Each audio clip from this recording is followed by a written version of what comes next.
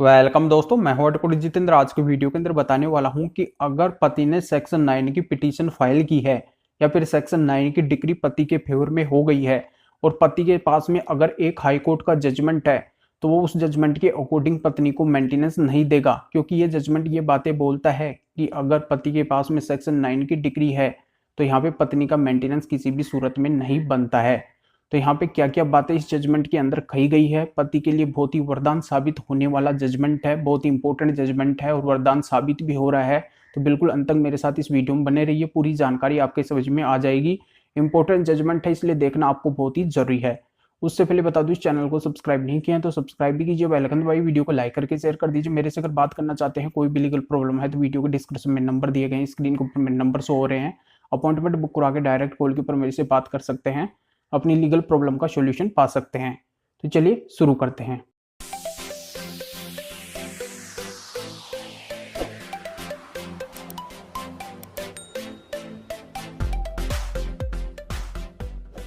दोस्तों यहाँ पे मैं क्लियर कर देता हूँ कि बहुत से लोगों के मेरे पास में ऐसे सवाल आते हैं, उनका ये पूछना होता है कि सर हमने सेक्शन 9 की पिटीशन फाइल की है या फिर सेक्शन 9 की डिग्री हमारे पक्ष में हो चुकी है और वाइफ ने हमारे ऊपर किया है मेंटेनेंस का केस, तो क्या उस सेक्शन 9 की पिटीशन से या डिग्री से हमें कोई उस मेंटेनेंस केस में फायदा मिलेगा या फिर नहीं मिलेगा? ऐसा कोई आपके पास में जजमेंट है तो हमें दीजिए। तो बिल्कुल आज मैं आप सभी को उस जजमेंट के बारे में बताने वाला हूं और यहाँ पे क्लियर करने वाला हूं कि अगर सेक्शन 9 की पिटीशन आपके पास में है तो सेक्शन 9 की पिटीशन का मतलब होता है कि आप वाइफ को रखना चाहते हैं, वाइफ खुद आपके साथ में नहीं रहना चाहती है, बिना वजह आपको छोड़ के गई है, आपने उसको लाने की भरसक कोशिश की है फिर भी वो नहीं आना चाहती है, इसलिए सेक्शन 9 की डिग्री आपके फेवर में हो गई है। और मेंटेनेंस केस का भी यही ग्राउंड बनता है कि अगर वाइफ बिना रीजन के अपने मायके रह रही है फिर और कहीं रह रही है, हस्बैंड के पास में नहीं रहना चाहती है, बिना वजह छोड़ के गई है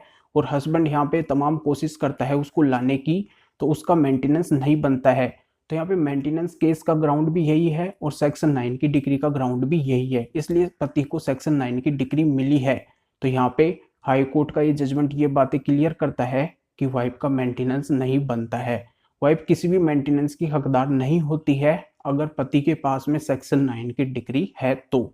ये बात तो यहाँ पे क्लियर हो गई होगी। अब यहाँ पे मैं ये भी बात समझा देता हूँ कि अगर पेंडिंग सिचुएशन में पति के सेक्शन 9 का पिटीशन है,